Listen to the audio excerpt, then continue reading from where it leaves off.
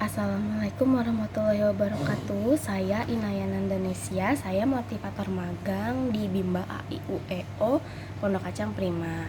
Saya akan menjawab soal-soal tugas di luar kelas 1. Sekarang saya akan menjawab soal bagian A mengenai fun learning. Pertanyaan yang pertama, apa pengertian fun learning? Fun learning adalah proses belajar yang sepenuhnya menyenangkan bagi anak. Pertanyaan yang kedua, mengapa proses belajar harus fun learning? Karena merupakan konsekuensi di mana seluruh kegiatan yang ada di Bimba harus sepenuhnya menyenangkan dengan konsep bermain sambil belajar. Pertanyaan yang ketiga, apa tujuan fun learning? Tujuan fun learning untuk menumbuhkan minat belajar anak secara intrinsik. Pertanyaan yang keempat, apa hukum fun learning di Bimba?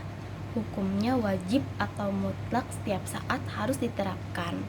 Pertanyaan yang kelima, siapa yang harus merasakan fun learning dan sebutkan alasannya. Setiap anak yang ada di Bimba AIUEO harus merasakan fun learning. Alasannya agar anak merasakan bahagia dalam proses belajarnya. Pertanyaan yang keenam, siapa yang harus menciptakan fun learning dan sebutkan alasannya. Yang harus menciptakan fun learning adalah motivator dan kepala unit. Motivator bertanggung jawab penuh menciptakan suasana belajar yang menyenangkan. Kepala unit bertanggung jawab melakukan pengawasan terhadap penerapan fun learning dengan cara melihat ekspresi setiap anak. Pertanyaan yang ketujuh, bagaimana cara menciptakan fun learning? Caranya yang pertama, jika anak belum mau, buat anak tertarik lebih dahulu dengan cara mengalihkan perhatiannya melalui berdialog, bernyanyi, bercerita, mendongeng, dan bermain bahasa Bimba. Selanjutnya, jika anak belum bisa, persiapkan anak terlebih dahulu dengan mengenalkan huruf, kata, angka, kalimat dengan cara yang menarik atau cara verbal. Terakhir, jika anak sudah tumbuh minat, berikan motivasi dan reward agar semangatnya terus tumbuh. Dan jangan lupa melakukan evaluasi afeksi setiap saat. Pertanyaan yang ke-8, bagaimana cara mengevaluasi anak apakah fun learning atau tidak? Dengan cara melihat ekspresi setiap anak senang atau tidak melakukan kegiatan bermain sambil belajar. Pertanyaan ke-9, apa dampak yang terjadi bila proses belajar menyenangkan? Dampaknya anak jadi mau belajar karena keinginannya sendiri.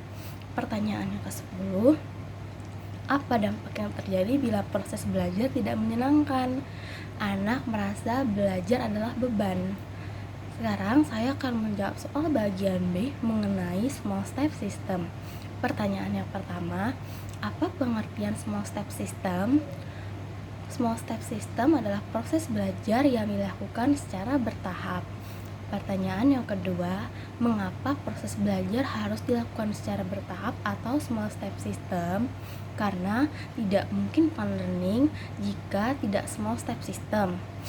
Pertanyaan yang ketiga, apa tujuan small step system?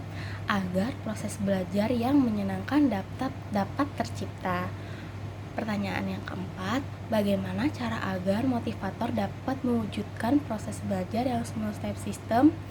Dengan wajib menerapkan individual system, motivator harus mengetahui kemampuan dan kemauan dari masing-masing anak didiknya.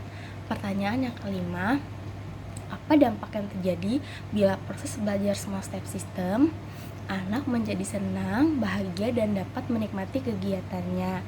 Pertanyaan yang keenam, apa dampak yang terjadi bila proses belajar tidak small step system? Dampaknya, proses belajar menjadi tidak menyenangkan karena tidak bertahap. Sekian jawaban dari saya. Wassalamualaikum warahmatullahi wabarakatuh.